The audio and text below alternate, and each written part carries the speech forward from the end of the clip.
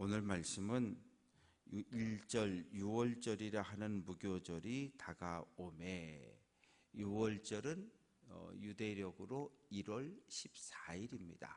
1월 14일. 우리 표현으로 하면 광복절 같은 거예요. 애굽에서 탈출한 것을 기념하는, 우리가 일제강점기에서 해방, 독립된 것을 기념하는 날이 8월 15일인 것처럼 유월절은 출애굽 기념일입니다.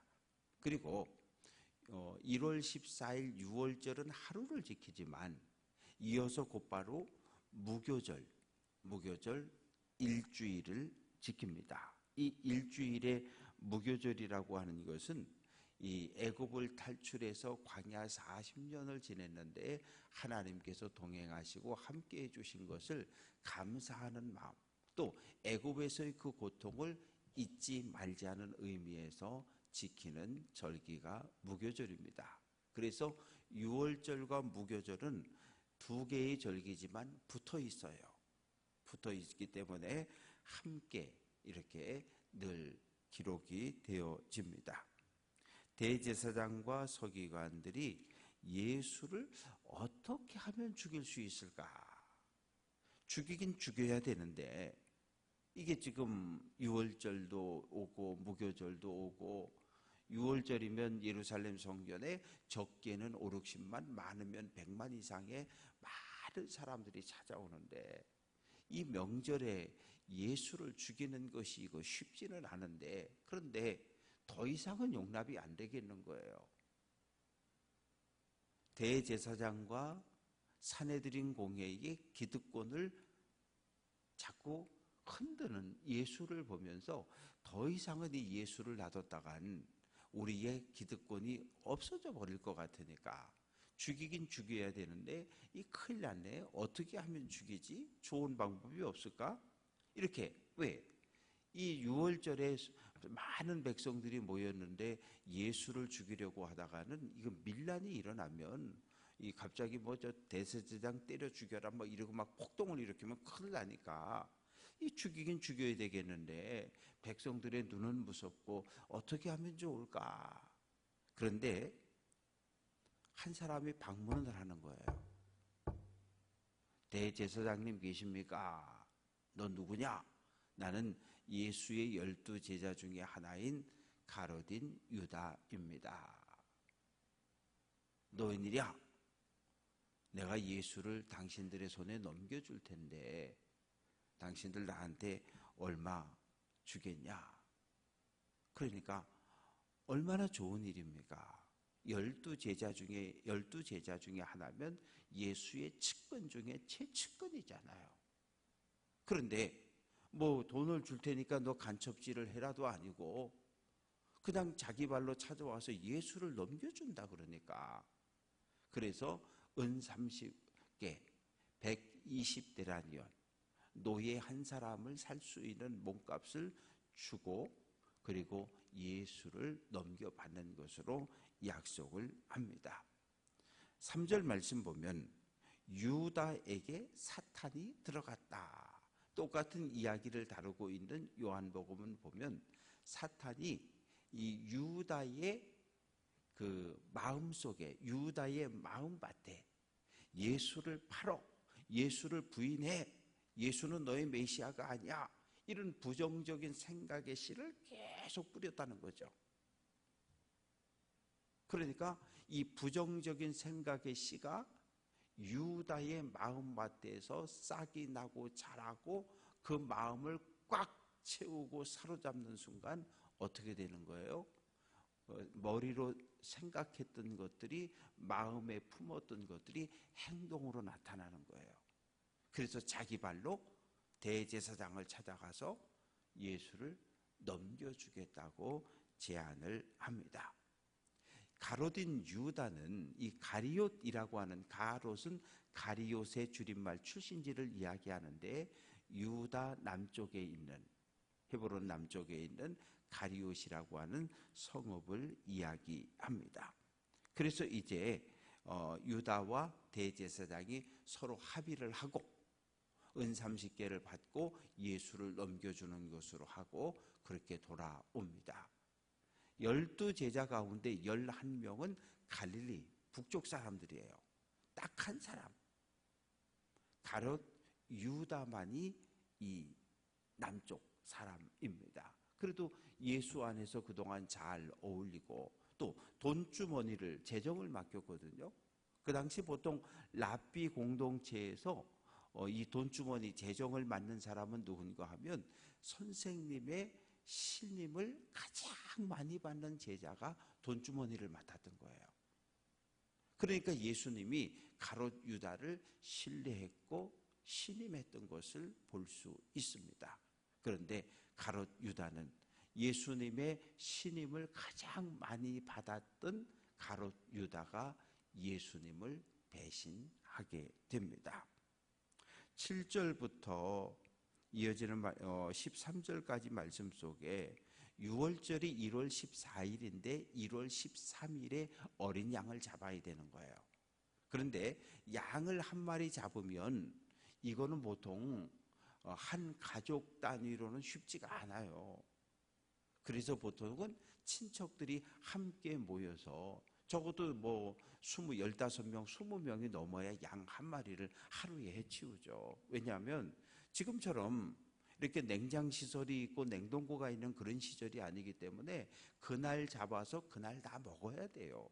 먹지 않으면 낮에 온도가 55도, 60도 막 이렇게 올라가기 때문에 바로 부패해 버립니다. 그래서 가족들이, 사촌들이 다 모여가지고 양을 한 마리 잡고 하나님께 감사하는 의식을 행하고, 그리고 그걸 나눠 먹는, 당일 다 먹어 치워야 되는 거예요. 예수님이 베드로와 요한에게 이야기합니다. 6월절 준비를 좀 해라. 아니 예루살렘 성에 아는 사람도 없는데요, 들어가 보면 물동이를 이고 가는 사람이 있을 거야. 이 당시에도 물동이는 여자분들이 이고 다녔거든요. 요한복음 4장을 보면 예수님이 사마리아 수가성 갔을 때 낮 12시에 여인이 물동이를 들고 물 들어오잖아요. 그런데 들어가 보면 물동이를 이고 가는 사람, 여기서 사람은 남자를 이야기하는 거예요. 흔치 않은 일이잖아요. 그래서 물동이를 이고 가는 남자가 있을 텐데 그 남자를 따라가서 이야기를 해. 우리 선생님이 나와 내 제자들이 6월절 먹을 장소가 어디 있느냐라고 말씀하셨다. 그러면 장소를 안내해 줄 거야. 그래서 정말 물동이를 이고 가는 남자가 있어서 그 사람에 따라가서 얘기했더니 여기 안짝 넓은데 여기 준비해 놨으니까 여기서 식사하시면 됩니다. 그렇게 이야기를 합니다. 이제 14절부터 23절까지 이 말씀 속에는 마지막 예수님과 제자들의 식사입니다. 마지막 식사하는 장면이 기록이 되어져 있는데 14절, 때가 이름에 예수께서 사도들과 함께 앉으사. 마태나 마가는 제자라는 표현을 사용하고 있는데 누가는 사도라는 표현을 사용을 하고 있어요. 그러니까 사도라고 하는 표현은 수많은 제자들 가운데 특별한 목적으로 일을 시킬 목적으로 선택한 제자 중에 제자를 사도라고 표현을 했습니다. 그러면서 15절에서 얘들아, 내가 이제 고난을 받을 텐데 고난을 앞두고 너희들과 함께 이 6월절 식사를 함께 하기를 내가 정말 기대하고 기대했다. 그러면서 이 땅에서의 마지막 식사라는 거예요. 이제 하나님의 나라에서 6월절 식사를 하기 전까지는 내가 이 땅에서 너희와 함께하는 마지막 식탁이다. 이리 와서 앉아라. 그러면서 17절에서 뭐라고 말씀하시냐 하면 이에 잔을 받으사 감사기도 하시고 이르시되 이것을 갖다가 너희끼리 나누라. 6월절에 가족들이 모여가지고 식사를 할 때 포도주를 4번을 마십니다. 첫 잔, 둘째 잔, 셋째 잔, 넷째 잔. 넷째 잔을 마시면 이제 6월절 식사가 끝나는 거예요. 뭐 우리말로 하면 뭐 이렇게 위하여 뭐 하기도 하고, 그런데 이것도 다 방법이 있는 거예요. 애굽에서 고통받던 우리 민족을 구원해 주신 하나님께 영광을, 이렇게 감사하는 의식을 행하고 포도주를 한 잔 한 잔 그렇게 마십니다. 그러면서 이것을 갖다가 너희끼리 나눠라. 우리가 이제 이번 돌아오는 주일날 맥주 감사절에 성찬 예식을 할 텐데, 우리가 하는 성찬 예식의 원형 모범이 바로 예수님의 유월절 식사에서 성찬 예식이 나온 거예요. 그래서 우리가 포도주를 마시고, 또 18절 말씀 보면 내가 이제부터 하나님의 나라가 임할 때까지는 포도나무에서 난 것을 다시 마시지 아니하리라. 이사야 25장 6절 말씀 보면 하나님의 나라에서 준비되어진 포도주를 마시는 그런 이야기가 기록이 되어져 있습니다. 즉 메시아가 통치하는 그 땅에서 포도주를 마시면서 모든 백성들이 하나님께 감사와 영광을 돌린다고 하는 그런 이야기입니다. 그래서 내가 이제 이 땅에서 너희와 함께 마지막으로 오늘 식사를 하고, 그러니 자, 잔을 마시자, 자, 떡을 먹자. 그러면서 뭐라고 말씀하냐 하면 19절 말씀 보면 떡을 가져 감사기도 하시고 떼어 그들에게 주시며 이르시되 이것은 너희를 위하여 주는 내 몸이라. 너희가 이를 행하여 나를 기념하라. 기념하라라고 하는 말의 의미는 기억하라는 거예요. 예수님을 오랫동안 기억하라는 거예요. 그래서 성찬 예식의 의미는 우리가 떡을 나누고 포도주를 나누어 먹고 마시면서 누구를?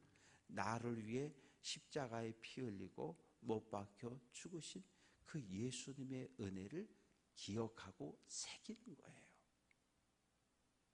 예수님의 은혜를 기억하고 새길 때 우리 공동체가 사랑의 공동체가 될 수 있고 하나님의 영광을 드러낼 수 있는 아름다운 공동체로 변화되어질 수 있기 때문입니다. 그래서 20절 말씀 속에 다시 한번 말씀하십니다. 이 잔은 내 피로 세우는 새 언약이다.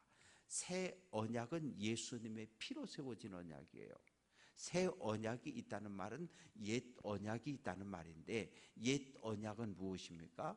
출애굽 1세대가 시내산에서 소를 잡아서 그 소피를 절반은 제단에 붓고 절반은 백성들에게 뿌리고, 그래서 소피로 세운 옛 언약을 대신할 새 언약이 만들어지는데, 그것은 바로 예수님의 피로 만들어진 언약입니다.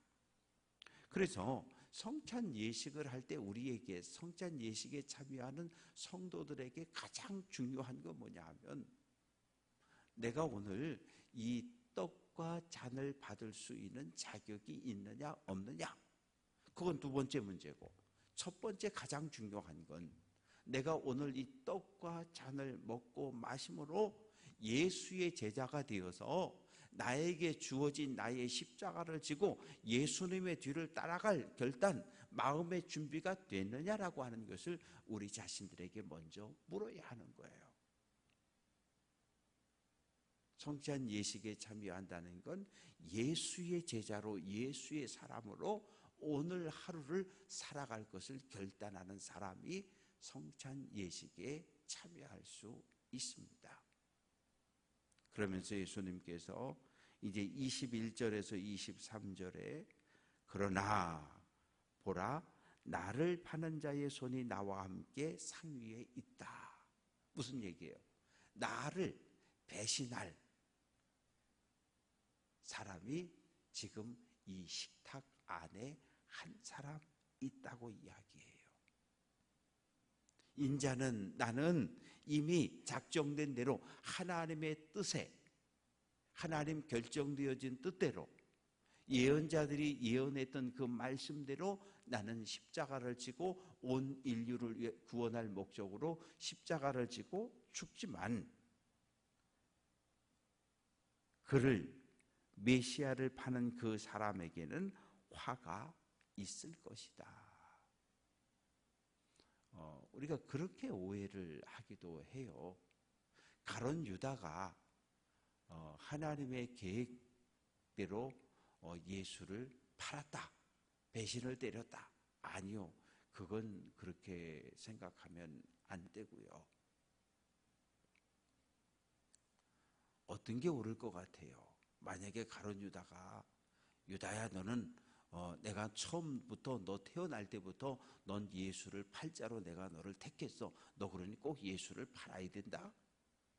그렇게 해서 가룟 유다가 태어나서 예수를 팔았다? 배신했다? 그러면 가룟 유다는 천국 가서 상을 받아야죠. 왜? 하나님 뜻, 하나님 계획대로 했으니까. 그러나 그런 거 아니에요. 그럼 만약에 가룟 유다는 태어나면서부터 예수를 배신하고 예수를 팔기로 예정이 되어져 있는데 가룟 유다가 저는 절대로 예수님을 배신할 수도 없고 팔 수도 없다고 막 몸부림을 치고 반대했다면, 그러면 가룟 유다는 어떻게 되는 겁니까? 그런 거 아니고요. 가룟 유다가 예수를 배신하고 예수를 팔게 된 것은 첫 번째는 사탄의 역사라는 거예요. 사탄이 가룟 유다를, 왜? 가룟 유다는 열심당원, 무장 독립 운동을 통해서 유대를 로마 제국에서 해방시키겠다라고 하는 이 정치적인 이념으로 똘똘 뭉친 제자가 유다였어요. 그런데 예수님을 3년 동안 쫓아다녀 보니까 이 예수님이 내가 생각했던 메시아가 아닌 거예요. 가룟 유다가 생각했던 메시아는 일제 강점기에 저 만주로 북간도로 도망쳐서 거기에서 군사 훈련을 받아가지고 일본 놈들을 공격하고 습격하고 싸우는 이런 독립군, 이런 걸 기대했었는데 예수님은 보니까 병 고치고 귀신 내쫓고 뭐 과부들 세리